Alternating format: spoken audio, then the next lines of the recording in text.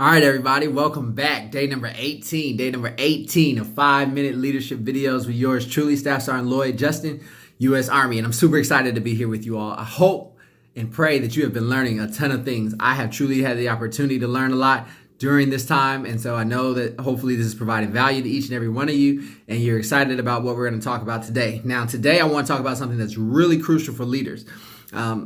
And honestly, at the end of the day, it has a lot to do with your attitude and then how you respond to everything else. So in Stephen Covey's book, 7 Habits of Highly Successful People, Highly Effective People, he says that in between stimulus and response, you have the freedom to choose. In between stimulus and response, you have the freedom to choose. And so what that means in a nutshell is that every time something happens to you, you don't have to respond in kind. If something bad happens to you, you don't have to immediately take it on as a negative thing. If something good happens to you, you don't immediately have to be overjoyed and fulfilled beyond all measure, because inevitably life is going to be full of ups and downs. And so the good leader understands that and seeks to maintain balance throughout the different things that come their way.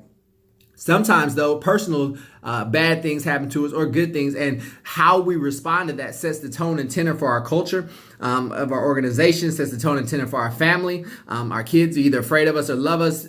Our relationships are built or not based on how we respond to different stimuli. And so what I want to give you today is 4 things to consider when you are stimulated and before you respond. And right now, this is going to take time for you to work on. So you're going to change that mindset and get into the place of thinking about how I attack the things that come at me, how I respond to what comes at me. Because right now, I guarantee you, if somebody punches you in the face, like, you're probably just going to turn around and try and punch them back in the face right away.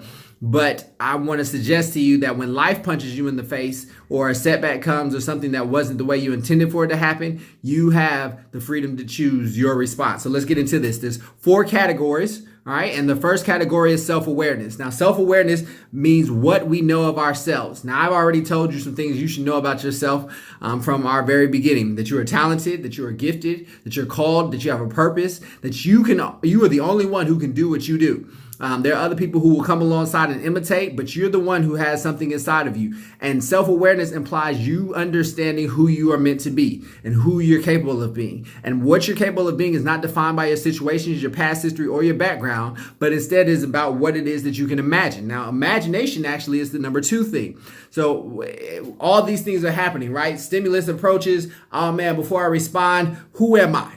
And then my imagination kicks in. What can my mind create? What is the things that I want to create in my life? And is my action going to allow me to still be able to create those things? So a guy comes at me and pushes me, and I turn around and pull out my gun and shoot him. I know, right? That's absurd. It might seem in some scenarios, but the truth is, if I don't have something that lines me up with my greater destiny and purpose and passion, then I'm not going to be able to withstand that push without me pulling back a gun and shooting that person. And so my imagination drives that, because my imagination is what I create in my mind that I want to accomplish later in life. And so when I have that stimulus of that push, I instead remember what it is that I'm going for, and I turn around and say, hey man, let's not do that again. All right, number 3 thing that affects that space in between stimulus and response is your conscience. Your conscience. And this is your right and wrong values. This is what you've determined in and of yourself is the right thing to do and the wrong thing to do. So even though I have these great ideas that I can come up with, even though I'm supremely talented, there's still left limits and right limits of things that I'm willing to do in order to see those things accomplished, and things that I'm not willing to do. So that finally brings us, all 3 of those together, into what we call independent will. And the independent will is the ability to act on our self-awareness. Now, you may be self-aware. You may know and believe and truly that you're gifted and talented. And you may even begin to imagine and dream and have these great ideas for things you want to do. You've assigned left and right boundaries. I won't go this far or go that far. When that all comes together and some stimulus comes, I get bad news, my family member dies, I don't have money in the bank account anymore, I get rejected from getting the loan that I needed. My independent will means that the circumstances do not define me.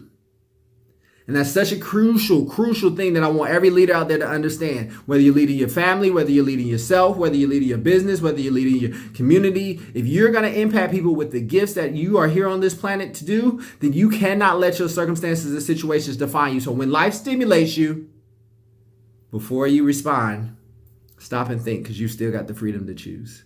All right, that was real quick, y'all. #24 and 24. I'll see y'all next time. Be blessed.